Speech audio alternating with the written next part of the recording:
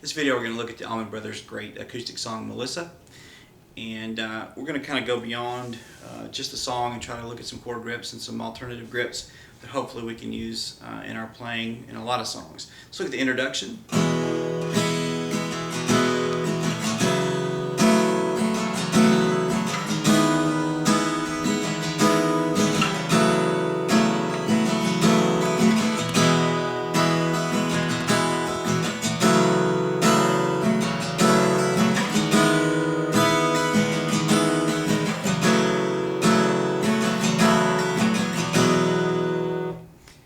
Okay, pretty famous chord progression, just a good E chord. And then from that E chord, we're going to an F sharp minor. I'm really going to just slide my first finger on the G string up 1 fret to the 2nd fret. And then I'm going to move from that E position 1, 2, and 3 on my fingers to 1, 3, and 4. So I'm using my ring finger on the 4th fret of the A string, my pinky's on the 4th fret of the D string. Got open E's on both ends of that. I'm going to slide that grip up 2 more frets. Gives me kind of a G sharp minor against an E bass and an E on top, and back down.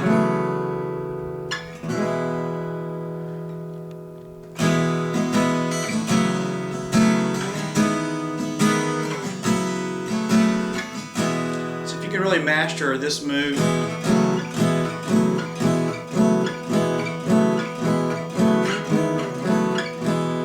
those fingers between 1, 2, and 3 and 1, 3, and 4, you can really play the song smoothly. While we're here, I want us to look at taking those chords maybe a little further up the neck. It doesn't happen in this song, but just for reference, we can play this E, F sharp minor, G sharp minor, go back to an E type grip up here on the 6th fret and 7th fret, move that up 2 more frets. That's kind of a B with an E bass. This was kind of an A with an E bass.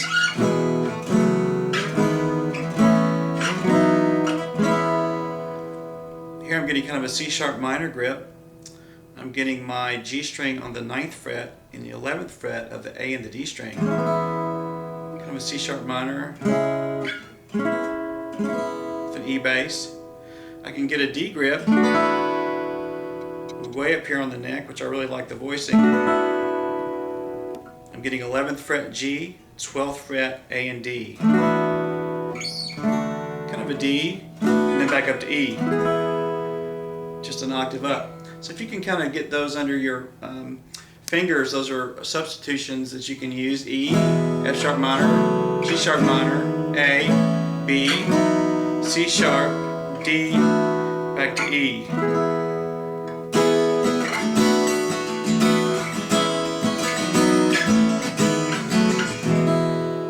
Really nice chord voicings maybe to get under your fingers. While we're here, let's look at another alternative for F sharp minor. 2nd fret E, 2nd fret D and G. Muting the A string, getting the open B and E. Doesn't really work for Melissa, but a pretty voicing. Move it up 2 frets, get a G sharp minor.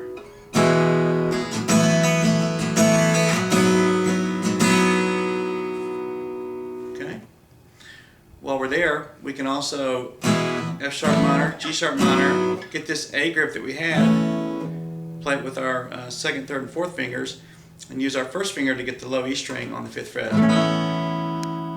Up 2 to a B. Those kind of hinge bars. Instead of a bar, we're kind of hinging out. So I can take this idea,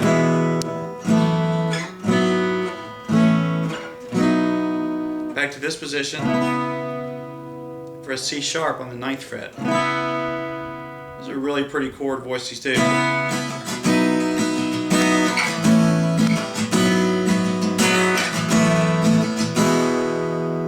Some ideas that we can kind of be inspired from Melissa. Let's look at the verse.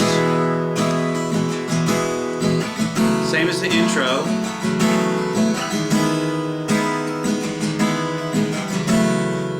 It's going to change a little bit. We're going to go to the F sharp minor, then a progression, A, A to B minor, to C sharp minor, to D, to E, a traditional F sharp minor, bar 2nd fret, 4th fret of A and D, up to G sharp minor, up to an A, C grip, B7. If that's new to you, that's 1st fret D, 2nd fret A, G, and E. Stay away from the low E string, and then back. Okay, so let's take it from here.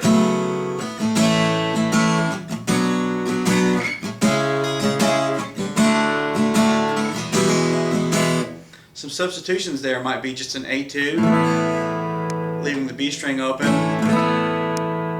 taking that idea up in bar form. I'm barring A through E on the 2nd fret, 4th fret of my D and G string, and not using the B string 3rd fret, but B string 2nd fret. So it sort of takes that minor third out and gives me just a 2, or the 2nd tone in the scale, which is kind of a neutered tone. It's neither major nor minor. So I kind of get, instead of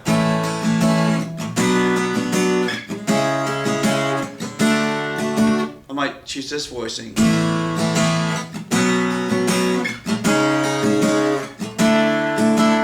Which I really like. 2nd fret, 4th fret, that's the C sharp voicing. 5th fret D voicing. Then back to the E. Back up. I may go to the A2 here, C, to the B7. That's the verse of Melissa. There is a bridge. Let's look at it. It's very simple. D,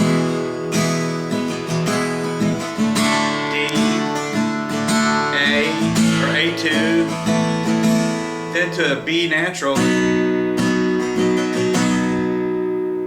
which is just a bar from A to E on the 2nd fret. I'm using my ring finger to bar the D, G, and B string on the 4th fret, staying way away from this high E string because we really don't want it, or the low E string. But I would be very tempted to use that B2 grip there. So the bridge, let's see, A2, B2 instead of B minor,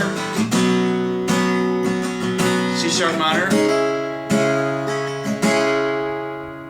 and then it goes to an A, or an A2, then it goes to B7. Little trick on B7, we can suspend it just by sliding our 1st finger from the 1st fret of the D string to the 2nd fret. Sort of gets a little crammed in there, but everything's on the 2nd fret, and then I'm releasing it back to the 1st. That's a really nice kind of voicing there to use on the B7, particularly in this song. So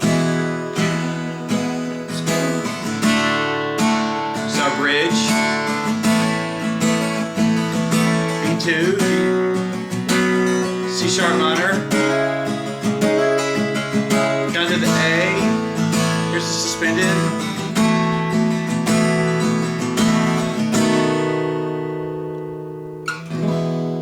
and then back into the verse. C sharp minor, if it's a new grip for you, 4th fret, A through E string, then I'm dropping on the 6th fret my ring and pinky, and then on the D and G string, and then on the B string, 5th fret, I'm dropping in my 2nd finger. Okay, so experiment with those chord grips. One more time in review.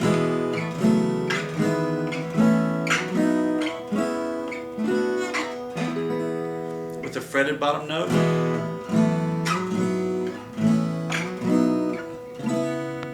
You get a D here, and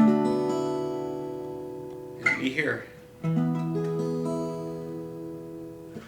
A2, B2, C sharp minor, D, again all the way up the neck.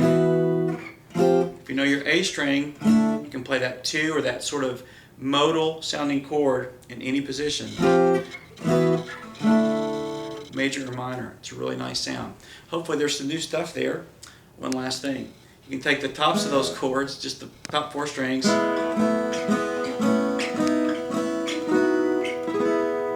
up the neck as well. And sometimes that's all you need if you're playing in an ensemble. experiment with this.